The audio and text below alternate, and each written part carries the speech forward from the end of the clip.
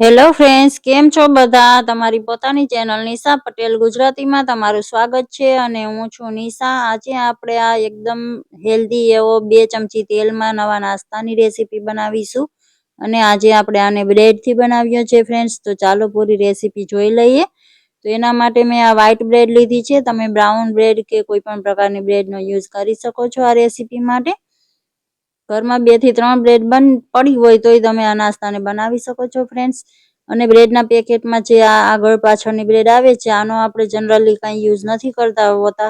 તો તમે આ બ્રેડ પડી હોય તો આમાંથી પણ નાસ્તાને બનાવી શકો છો. તો હવે બ્રેડને આપણે આ રીતે મોટા મોટા ટુકડોમાં કાપી લેશું પહેલા.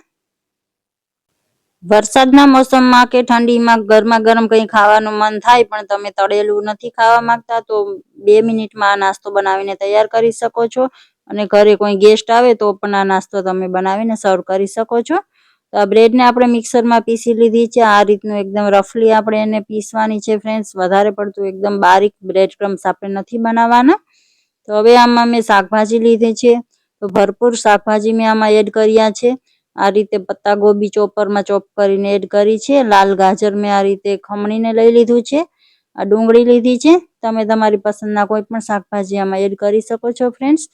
ટેસ્ટ પ્રમાણે નમક એડ કરી દેશું. આદુ મરચાંની પેસ્ટ એડ કરી છે મેં. અને આ લીલા ધાણા એડ કર્યા છે. ફ્રેન્ડ્સ, તમે મારી ચેનલને હજુ સુધી સબસ્ક્રાઇબ ન કરી હોય તો પ્લીઝ ચેનલને સબસ્ક્રાઇબ જરૂરથી કરી દેજો અને બેલ આઇકનને પ્રેસ કરી દેજો, જેથી કરીને મારી નવી વિડીયોની નોટિફિકેશન તમને મળતી રહે. હવે આ 1 ચમચી જેટલો મેં આમાં શીઝવાન સોસ એડ કર્યો છે અને દહીં એડ કરીએ છીએ ફ્રેન્ડ્સ. અમે ફ્રેશ દહીં લીધું છે. મસાલા આમાં આપણે રેગ્યુલર જ આપણે એડ કર્યા છે ફ્રેન્ડ્સ. તમે તમારી પસંદના મસાલા આમાં એડ કરી શકો છો. હળદર પાવડર એડ કર્યો છે મેં અને આ આખું જીરું અડધી ચમચી જેવું એડ કર્યું છે. હવે બધું એકવાર સારી રીતે મિક્સ કરી લેશું, જેથી કરીને શાકભાજીનું પાણી છૂટશે એમાં જ આપણી બ્રેડ પણ એમાં સોફ્ટ થઈ જશે. તમે આ રેસીપીને બાળકોના ટિફિન માટે પણ બનાવીને તૈયાર કરી શકો છો ફ્રેન્ડ્સ. તો આ રીતે સારું એવું મિક્સ કરી લીધું છે આપણે, તમે જોઈ શકો છો.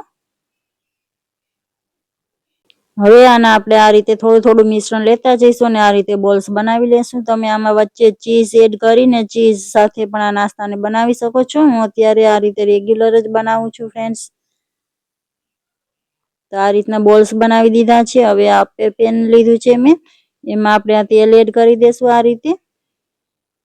અને આમાં આપણે એક એક બોલ્સ રાખી દેશું ફ્રેન્ડ્સ. તમારી પાસે અપ્પે પેન ના હોય તો તમે આ નાસ્તાને ટીકી જેવો શેપ આપીને તવા પર પણ બનાવી શકો છો.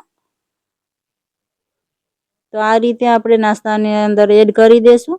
આમાં આપણે કોઈ પણ પ્રકારના લોટ એડ નથી કર્યા ફ્રેન્ડ્સ. તો આ નાસ્તાને કૂક થવામાં ટાઈમ નથી લાગતો જરા પણ.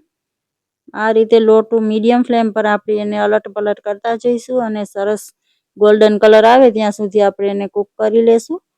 આ તમે જોઈ શકો છો એકદમ મસ્ત કલર આવી ગયો છે, બહારથી ક્રિસ્પી થઈ ગયો છે નાસ્તો. તો એક એક કરીને આપણે કાઢી લેશું અને સેમ એ જ રીતે બીજી બેચ આપણે કૂક કરી લેશું. તો આ રીતે આપણો આ નાસ્તો 2 ચમચી તેલમાં બનેલો એકદમ તૈયાર થઈ ગયો છે ફ્રેન્ડ્સ. ગરમા ગરમ નાસ્તાને સર્વ કરી શકો છો તમે. બાળકોના ટિફિન માટે પણ બનાવી શકો છો. તો ફ્રેન્ડ્સ, તમને મારી આ રેસીપી કેવી લાગી? સારી લાગી છે તો લાઈક કરી દેજો. તમારા ફેમિલી અને ફ્રેન્ડ્સ સાથે શેર જરૂરથી કરજો ફ્રેન્ડ્સ. કમેન્ટ કરીને જરૂરથી જણાવજો. Thank you for watching.